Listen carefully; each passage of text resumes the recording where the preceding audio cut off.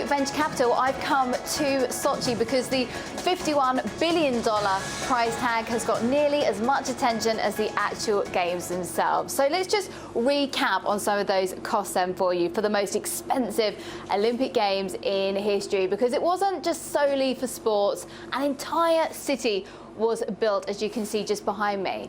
I'm talking entire roads built from scratch, railway tracks, power plants, and this is all to be used for decades to come. And according to President Vladimir Putin, the price of the Sochi Olympics itself is a much more modest 6.5 billion. So that would be the stadiums, the ski slopes, and pretty much everything sporty. Now, the big venues have been specifically built to meet FIFA standards so they can be used again for the 2018 World Cup. So I've come back. I was here in September to see how the business side of the proceedings has scored.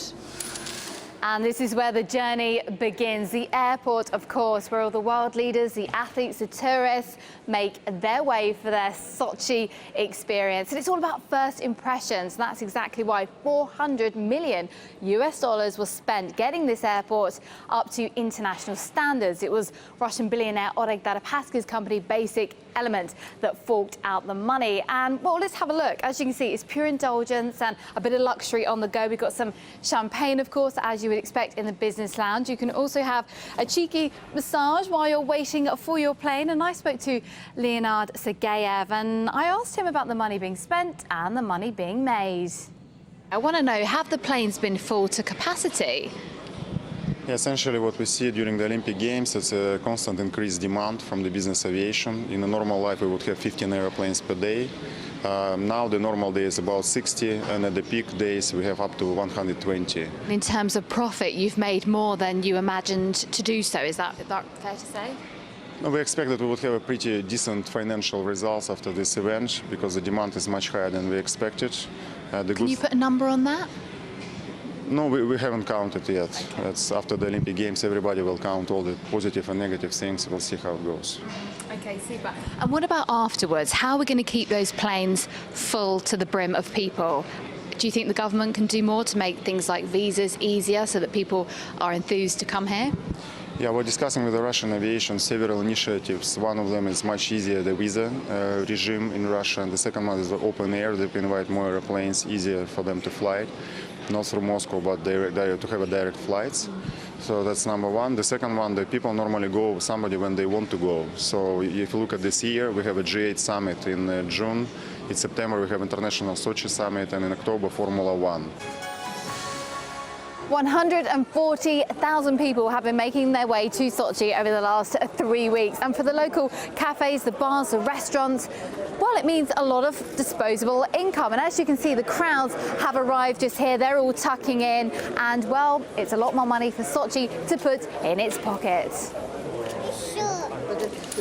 The Sochi Sea represents a huge business opportunity for the local economy, and it's been completely transformed. Behind me here you can see the old Soviet port where for the last 50 years Russians have been coming on holiday, but now it has the capacity to facilitate 2 big cruise liners, as you can see just there, as well as 100 yachts. And during the Olympic Games, 27,000 people lived here. And the hope is that these thousands of visitors will make their way back to Sochi in the future for a holiday, taking tourism from 3 million people a year to 6 million. And in terms of jobs, well, that would mean tens of thousands of people with employment. And much of those jobs will go to the people that have worked on the Sochi infrastructure. There is no doubt that the Olympics provide huge publicity for a resort such as Sochi. That's why countries compete for years on end to get a hold of the rights. There's 3 billion people watching worldwide. That's billions of potential future tourists, of course. But for Sochi, it's not all been positive. We've had some rather unsavoury pictures of hotel rooms, lots of toilets. So I caught up with the regional director of the Residor Hotel Group, Mr. Thomas Hageman. I asked him about these pictures and the prospects for his hotel. I want to ask you, there's been some rather unsavoury pictures on the internet, mainly from journalists. We've had toilets and all sorts of hotel rooms unfinished. What do you make of that? Has that affected your business? Not directly. I mean, I've seen plenty of these images, and we've talked with our colleagues, but it had not really a direct effect to us. Were you disappointed by them? You must have looked at them and thought, oh no, surely not. Yeah, but to be honest, I have not seen any of these pictures myself, and Okay. I've spoken to a lot of journalists who are involved in the Olympics, and it seems to be a bit of a usual thing a couple of days before the Olympics, because all the journalists need to have a story, and then they pick something because they have to provide stories. Yeah. Have your hotel rooms, have they been full to capacity? Have you been filling them up? We have almost 100% for all of our hotel rooms, and we're operating more than 1,500 here. So we have been completely full over the Games period and the week prior. What can be done to attract people when the games are done and done with? Maybe advertising campaigns. What do you intend to do to get people on a plane to Sochi? Well, there are two things. One is what the hotels can do, and we will do a lot. We have a plan for that post-Olympics. But also what we are missing is a bit more support from the regional government. Usually if you create a destination like this, you have a convention office, a convention bureau, which does a professional destination marketing. And this is what we need. We need to market Sochi in Russia and in Europe. And what kind of a person would come on holiday to Sochi, do you think? What is the target market here? The main target is people from Russia. I mean, it's a main Russian market, a national market. And I believe that people have seen so many things about the Olympics now, and they're interested, and they will come down. I'm very, very confident with that.